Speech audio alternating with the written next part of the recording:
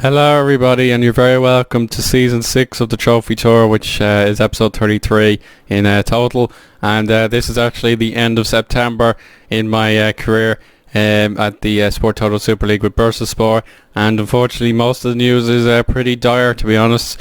I'll just show you the league here. We're only 11th after 6 games, picking up 2 wins and a draw. But 3 defeats out of 6 is pretty disastrous. But when you see the start of the season we've had, you can probably sympathise with me. And of course, European competition is out the window as well in quite spectacular fashion. We begin life here at the best place playoff against Sparta Prague, not playoff, excuse me, the third qualifier, and we lost. Would you believe? We absolutely battered them. They had a very young attacking force, and yet they managed to score a goal in the 62nd minute when we absolutely battered them away from home. You can see he's only 18 and he looks absolutely average, to say the least, and that put us in under slight pressure for the second leg. It looked guaranteed we win that since we piled them under yet more pressure, and yet they scored twice at our stadium to go through. And that was a really big humiliation as far as I was concerned. We got 25 shots and only 7 on target, so we absolutely panicked in that round. And we now move on to the playoff and see that I think they got Marseille, and they just about were beaten. So a good effort from Sparta Prague, but they were rightfully eliminated. And then it got even worse in the sort of the equivalent of the Community Shield of the President's Cup. We lost 3-1 to Fenerbahce. When the trophy, we could have won a second one. It was a bad game all around. We went 2-0 down. We got a goal back, and then they scored in the 89th minute just to confirm our defeat. So terrible start to the season. And then we got to the Europa League playoff. A pretty underranked team, Vojvodina from Serbia. We beat them 3-1 in the first leg, but that away goal was a very scrappy one, and one that should never have happened since we were destroying them head over fist, and that just put them under pressure. And yet somehow I cannot describe to you how this happened, but even though I played a weakened team, it wasn't that weak, and yet we got mullered by 3-0 to confirm a shock elimination and gave Vojvodina a Europa League berth. So absolutely pathetic, and it was probably one of the worst moments of my career here at Bursaspor. And then with very little recovery time, we came to play Fenerbahce in the opening day of the season, the reigning champions, via head-to-head results, and we were beaten by 3-2, so it's another one to regret. We went 3-0 down and at least tried to make a fight of it. We got the 3-2, but that was the end of that. Now you can see in between that we played Bursaspor, and we were beaten 2-1, which was terrible. This game we should never have drawn. We were 2-0 up and cruising. We gave away a simple goal to them, so that put on the pressure, and then they got a stupid penalty in the 87th minute, so that gave us a shock draw. But then one of the best performances I've ever seen. Absolute contrast to our misfortunes earlier in the season. Brian Wheeler destroying Galatasaray. Absolutely beautiful performance. We should have got even more goals, would you believe? And then Giovanni helped seal the deal as well, but Lucas Hedge unlucky with an own goal, so his last 2 weeks have been desperate. We beat relegation candidates Istanbul 2-0, so at least we got something, but it did take a merry old time since we were struggling for goals. And then a desperately unlucky defeat against Besiktas. We were the better team. You can see absolutely amazing performance. We conceded in the first minute to Wallace, and then Cherry broke away and used his class to score a goal. But Ozan Aydin, he's one of my new signings. I'll talk about him very shortly. This is my schedule for the rest of the season. It's nothing but league commitments. We failed in our objective to get any European football, despite having a supreme advantage in that department.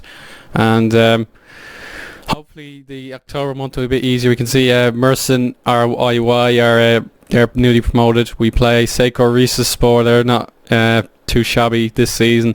We should be beating some of these teams.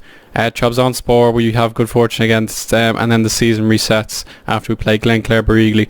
So let's take another look at the league. Celtic Bursaspor top, ahead of Besiktas, Fenerbahce and Galatasaray.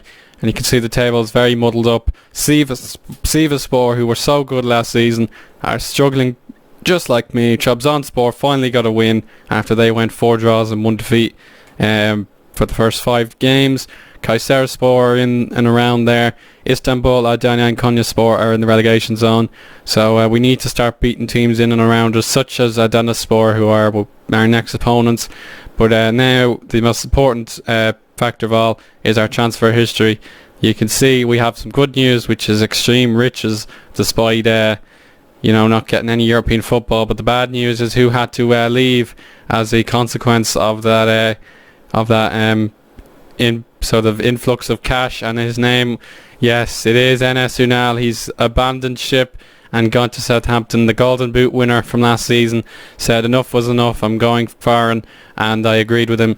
And he's making a right old success for himself at Southampton, so well done to him. You can see they are in a whopping 5th position, and he was borderline in this zone, the top scorers, and you can certainly keep up with the top challengers again. Of course, my old friend Robert Berish is still a success at Nottingham Forest with 2 goals in 5 appearances, so that's great. But what did we do in reply to Enes Ünal's disappointing departure? It's obviously devastating to lose a Turkish national, but there's nothing you can really do about it.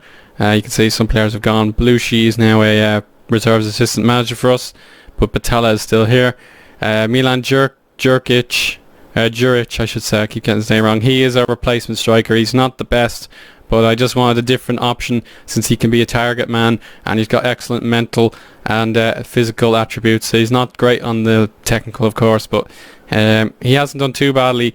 He can play in the cam position as well, which is sort of my favourite formation. We brought in this lad, Ozan Aydin, from Sivaspor, and he was a nice cheap option to replace Hirsut Meric, who unfortunately had to retire. And he's got some good stats, but we're not expecting miracles from him yet. But he is a guaranteed starter in his position as we no one else. Now, this was another big loan deal. Unfortunately, he's just got an injury, but Mahmoud Yahya is a Juve centre mid. He's got some brilliant stats, and unfortunately he does take up a foreigner slot. But when he does play, he is decent. But you just have to get his head and heart into the game, and he will use his talents to the maximum effect. And then this signing, which was already done even before I joined the club, he's finally came, but I've decided to send him out on loan straight away since I don't like the look of him, and it's a bit of a waste of money. But it's just the Turkish clubs have very little options unless they raise their own, so that's a bit disappointing. But at least we're out of debt. If we really wanted, we could buy in January and solve some other problems that we have, but for the most part the team is still the same. Excuse me there. The team is still the same. You can see Kaveci, Ozbarakli, Hedja and Gyungman Kolak is in the defence. Karen Saviv in the midfield there. Zengen. Let's just take a look at Batalla for a second. I want to talk about Batalla. He's going to be in his 10th season at the club. 2, 3, 4, 5, 6, 7, 8, 9, 10. So there you go, 10 seasons. That should unlock the testimonial matches. But I think how this FM one works is he has to stay another season to activate it. So I'll give you this example from Napoli.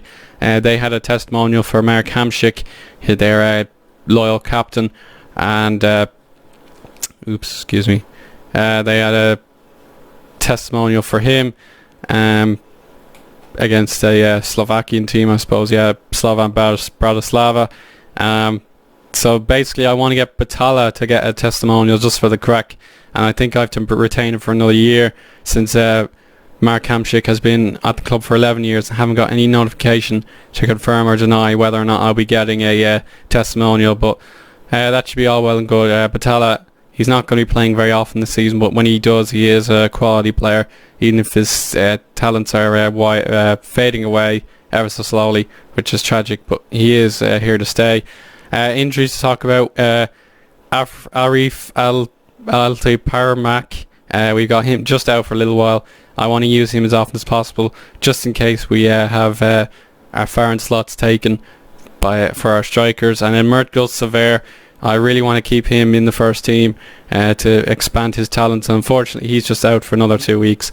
So that's him gone out. Bekdemir, he's not having the best of seasons, but you never know what he can do. And Vanya Matriyan, he doesn't get the credit he deserves. He's still not yet capped for his national team, but he was stunning in that 4-1 victory against Galatasaray. So as long as we keep him fit, we have half a chance. And I'll have to conclude this episode, guys. I'm pretty much out of ideas, but of course I do want to talk about Sturm Graz for a moment. They're back on top of the Austrian Bundesliga, and your man, my successor, has successfully guided them to Champions League football. So well done to him. But it is a group of death of sorts. Angie Machkala, AC Milan and Porto are in his group. So I'm very pleased that Sturm Graz will get another chance at the Champions League, and no doubt improve the reputation of Austria. But of course Turkey haven't had quite the same success, and unfortunately I won't be guiding Bursaspor to any European football if I leave at the end of the season. And just to check the confidence before I go, it's kind of gone down a bit. It's only 53%, but if we sort out our league form in the next 2 months, I think we'll be just fine. I got a few complaints saying we're underachieving, and Brian Wheeler also wants to leave the club and advance his career. We got huge offers, such as a 12 million bid from Napoli, but I just want to raise his stock a little bit more and let him go at the end of the season, because it would be stupid to let a striker of his quality go when he is banging in the goals already. He's already scored as many as he did in the league for all the last season. So any more goals for Brian Wheeler will be bonus, and if you can beat Enes Unal's 20 a season, that'll be fantastic. But that really is the end of the episode, guys. I hope you're enjoying the series, and I really do need to crack on with something new. I understand I still haven't dealt with the boredom issue that I've been sort of causing throughout time, but we'll sort that out, and we'll have lots of fun in the next couple of weeks, such as that Hall of Fame. That's one thing, and we'll speak to you again soon. Okay, bye.